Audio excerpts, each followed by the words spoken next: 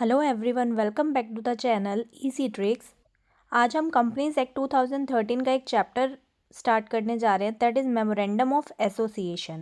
सबसे पहले हम जानते हैं कि मेमोरेंडम ऑफ एसोसिएशन होता क्या है।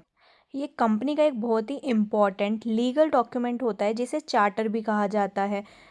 मेमोरेंडम ऑफ एसोसिएशन में कंपनी का ऑब्जेक्ट दिया गया होता है। ऑब्जेक्ट यानी कि कंपनी किस लिए फॉर्म की जा रही है। ऑफ कोर्स अगर कंपनी फॉर्म की जा रही है तो कंपनी का पर्पस प्रॉफिट गेन करना होगा। इसमें मेंशन होता है कि कंपनी किन एक्टिविटीज़ के थ्रू अपना प्रॉफिट गेन करेगी, यानी कि इसमें ऑब्जेक्ट दिया जाता है। साथ ही मेमोरेंडम ऑफ एसोसिएशन में कंपनी का स्कोप दिया जाता है। स्कोप यानी कि किस एक्टिविटीज़ को कंपनी कर सकती है और कौन सी एक्टिविटीज़ कंपनीज परफॉर्म नहीं कर सकती, यानी कि एक बाउंड्री ड्रॉ की जाती है जिसके बाहर जाकर के कंपनी कुछ एक्टिविटीज़ नहीं कर सकती।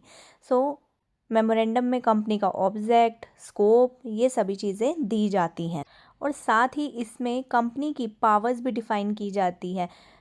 कंपनी के पास क्या क्या पावर्स है वो भी इसमें ड्रॉ की जाती हैं।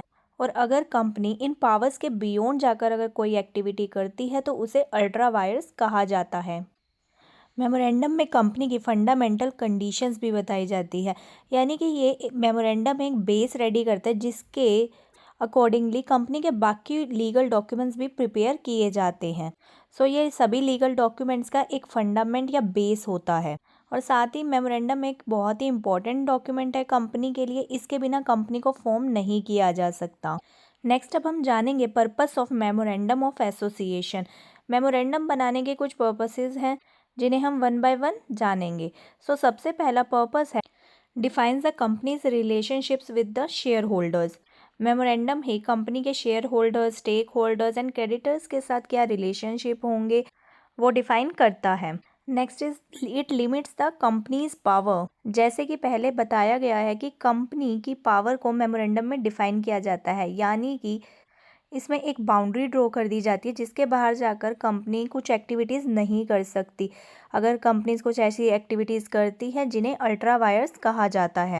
Next is guides share holders, creditors and others.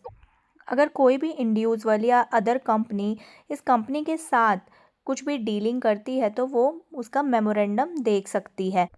ये कंपनी की साइट पर बहुत ही इजीली अवेलेबल होता है जिसको इंडिविजुअल्स डील करने से पहले देख सकते हैं। इसमें सभी चीज़ें मेंशन होती हैं जो कि शेयर होल्डर्स, क्रेडिटर्स और अदर पर्सन्स को हेल्प करेगी कि कंपनी के क्या बेसिक राइट्स एंड पावर्स हैं और उसके अकॉर्डिंग ही वो कंपनी के साथ डील कर सकते हैं। Next purpose is protect share holder interest.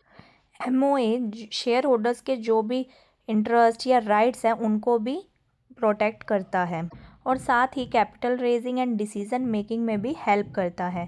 ये कुछ पर्पस थे एमओए के। मेमोरेंडम ऑफ एसोसिएशन एक पब्लिक डॉक्यूमेंट है जो कि पब्लिक के लिए अवेलेबल होता है।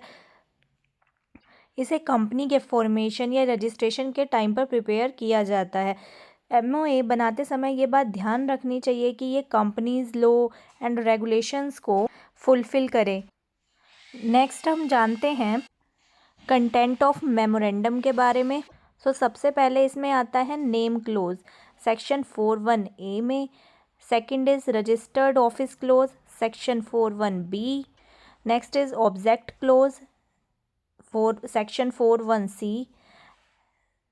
उसके बाद आता है liability close that is section 41D।